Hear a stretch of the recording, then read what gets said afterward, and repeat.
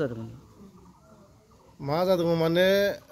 थांनाय 28/4/2025 खालि दा माने बे भकपुर बोरिथारि बाक्सा जिल्लानिफ्राय चेन्नाइआव खामानि मावनो थांदोंमोन आरो बे चेन्नाइआव खामानि मावनो थांनायाव बे रङियानिफ्राय आप टु जा माने चेन्नाइआव कम्पानियाव खामानि मावनो थांदोंमोन आरो बेनिफ्राय बे माने रङियानिफ्राय थांबा थानाय समावनो जा मोनसे राजमन्द्रि होननाय दा माने स्टेसन दङ अन्ध्र प्रदेशआव बे बिथांखौ बेयाव माने लोगोफोरा दा माने ओंखारनानै ट्रेना ओमफ्राय बिथांखौ लेट जानायाव माने गारना थांनाय खोनादों जोङो आरो बिनिफ्राय बै ट्रेना थांनायनि उनाव बिथाङा माने बहा थागोन बहा मागोन जानानै बे राजमन्द्रि होननाय बे स्टेसनावनो बिथाङा माने गायब जानाय रखम जादों आरो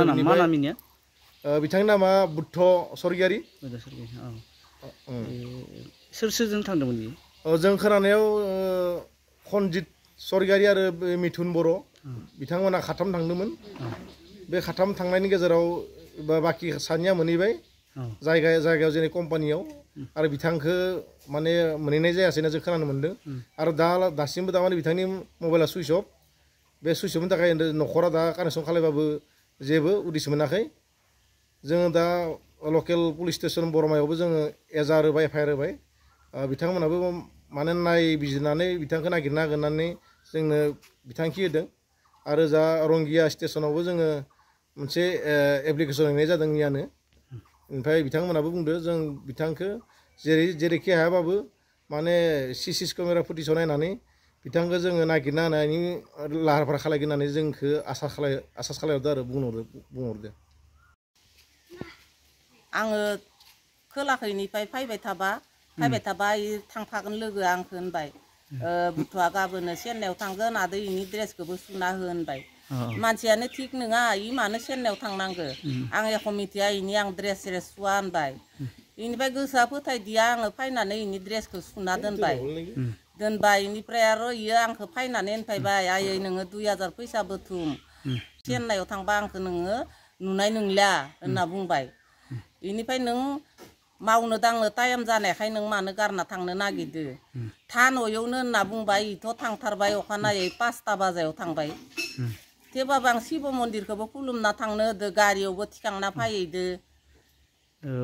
गारि माने रङिया नैयाव एल्ट' लाबोदोंमोन नालाय एल्ट' इसोरो रङियासिम थांदो रङियासिम थांना ओमफ्राय रङियानिफ्राय मा टाइमाव चेन्नाइनि गारि गाखोदो इखौ आं मिथिदिया आरो बेनिफ्राय खनजित स्वर्गियारि बेनिफ्राय मिथुन बर' बेनिफ्राय ओजों मेघालयनिफ्राय आरो ओइ खासिया माखासे लाबोदों इखौ आं मिथिदिया लोगोफोरा होनदो नोङो गारियाव इयो नुदो बुथुआ अखारना थाबाय होननानै जोंहानि बिबनांनि फिसालाया होनदो गारियाव ओमफ्राय अखारना थालांदोनो होनबा आं फन खालामहरबाय इयो होनदो बुथ' नों माथो गारिनिफ्राय अखा खालायना थादोनो नों दा माबोरै थादो होनबा मिथुना अनलाइनाव टिकेट दानना हरनानै आङो गारियाव गाखोफिनबाय बेनिफ्राय मिथुननियावबो आं फन खालामहरबाय खालामहरना होनबाय आदै माबायाव गारियाव गाखोबायनो दे इयो आं तिथिदो इनि मबाइलदो तिथिदो आं रायलायबाय दा तिथिखौ इयो मोनबो रोंथारा मोजाङै लाना फै होनना खोथा हरदो आङो आदै एख' सिन्था खालामनाङा ओरैनो लेखाय आङो हरनि बाथ्रा हरनि 10टायाव आं उरुफिनबाय इदि जादो बाबु इनिफ्राय इखिनियानो इयो माबोरै अखारख्लायनाय इसोरबो मिथियानो दाबा मोनसेनि मानसियानो मिथिदियानो इसानि खनजित स्वर्गियारिया होनबायनो जे बुथुआ अखारख्लायलांबाय एजेन्टआ बोराबबायनो बुथुआथ' उथिथारदो माबोरै अखारनो हायो इनिफ्राय उनाव नायफिनबा बुथुआ अखारमारदो गैया इनिफ्राय इसोर नागिरदोंमोन मोनदियानो इपिने आरो गारियाबो सलायबाय नालाय इदि जादों दा फन खालामदोंमोन ना फन खालामदोंमोन हराव फन खालामनायाव हरनि एटायालासिनो फना इदोबो रायलायजादों आंदोबो रायलायजादों एटायालासि इनिफ्राय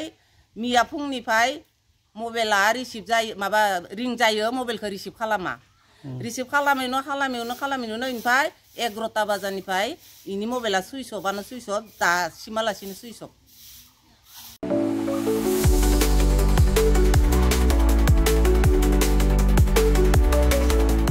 क'क्राझारनि CIT-आव मुं थिसननो गोसो जानाय फरायसाफोरनि थाखाय मोनसे गोजोनथाव रादाब।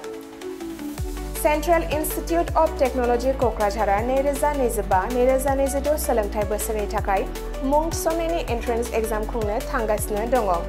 Diploma, BTech, MTech, bachelor and master of design आरो PhD नि थाखाय एन्ट्रेन्स एग्जाम खुंनाय जागोन। डिप्ल'मा प्रग्रामाव दङ CE, CSE, ECE, FPT, CAI आरो AMT। BTech प्रग्रामाव दङ CE, CSE, ECE, FET आरो IE। MTech प्रग्रामाव दङ WRH, CSE, FET आरो GET। बेचेलर अफ डिजाइन आरो मास्टार अफ डिजाइनआव दङ MCD आरो PhD नि थाखाय CE, CSE, ECE, FET, IE,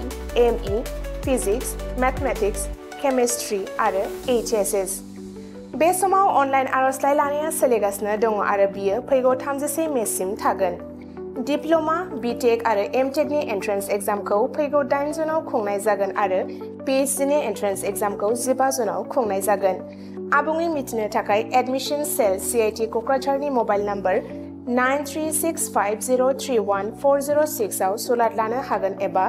query2025@cit.ac.in आव इमेल खालामहरनो हागोन। बेनि अनगायै cit.ac.in एबा admission.cit.ac.in बे मोननै वेबसाइटआव हाबनानै नायनो हागोन।